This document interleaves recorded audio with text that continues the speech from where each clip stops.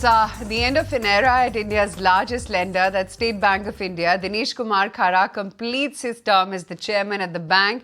Additionally, he's also going to be resigning as the director of SBI Cards and Payment Services, passing the baton to CS Sethi. In fact, let me take it across to my colleague Gaurav to see how SBI has actually fared under the leadership of Mr. Khara and what really is the way forward.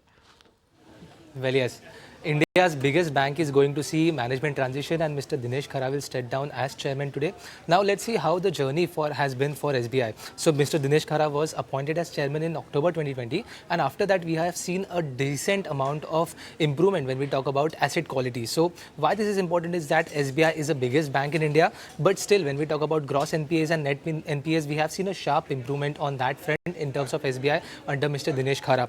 In fact, when we talk about even credit cost, that has gone down as low as 0.28% in FY24, although it is now normalizing, but still in a healthy range. However, when we talk about the commentary, that has also been very healthy from Mr. Dinesh Khara. He has done a spectacular job when we talk about asset quality because in one of his commentaries, he said unsecured book for the bank was actually much better than the secured book if we consider the loan book for the bank. And lastly, he has also given a credit cost guidance of around 50 bips, but he said internally they are targeting for credit cost of around 25 bips, which is actually very low when we compare it with the peers. It's not just the asset quality for the bank, but Mr. Dinesh Khara has also improved the advances and deposits growth. So under his tenure, we have seen advances growing at a CAGR of around 21%, while deposits grew at a CAGR of around 15% over year FY21 to FY24. And as a result, we saw stock performance actually skyrocketing because when we talk about SBI, the stock performance, the stock price increased almost by 4.5 times.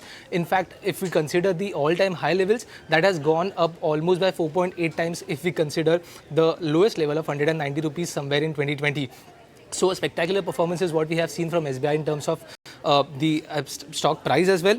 And now that Mr. CS Sethi is going to take over this position as a chairman, brokerages believe that this transition is also going to be a smooth transition because we have already seen 3 chairmen changing hands in the last decade, and that has been smooth transition, and bank has always sustained its large market share and profitability. Now there are some areas where brokerages believe that we may see some improvement. First is that the ramping up in MSME segment, which can actually improve the ROA for the bank, but there are some certain headwinds as well, and this is not just for SBI, but this is for the entire industry. So first one is that the deposit growth. We know that deposit growth is slowing down in the industry, and as a result we saw credit cost and the cost of deposit is actually going up, which could be one headwind for SBI and Mr. CS Sethi to face when he starts his tenure.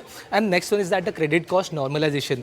So we know that the entire industry is going through credit cost normalization. Even in SBI, we have seen FY24 credit cost increasing to around 0.48% in Q FY25. But let's not forget that Mr. Sethi was a key managerial personnel who handled 1.5 lakh crores of the stress asset during a bad loan cycle in 2018. So definitely that gives another confidence on the management of SBI.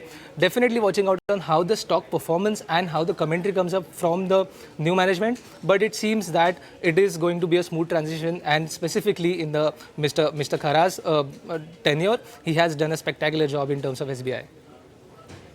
Oh, yes, indeed. Thanks very much for giving us that heads up. Let's move on then. If you like this video, then like, share and subscribe to ET Now.